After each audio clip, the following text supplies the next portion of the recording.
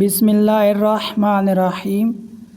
اذان ختم ہونے کے بعد درود شریف پڑھ کر یہ دعا پڑھے: اللہم رب هذه الدعوة التامة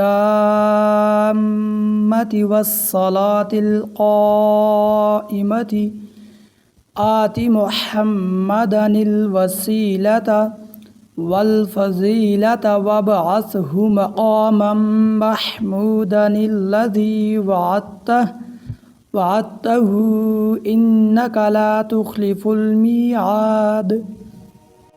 اے اللہ، اس پوری پکار کے رب اور قائم ہونے والی نماز کے رب، محمد صلی اللہ علیہ وسلم کو وسیلہ عطا فرما جو جنت کا ایک درجہ ہے، اور ان کو فضیلت عطا فرما اور ان کو مقام محمود پر پہنچا جس کا تو نے ان سے وعدہ فرمایا ہے، بے شک تو وعدہ خلافی نہیں فرماتا۔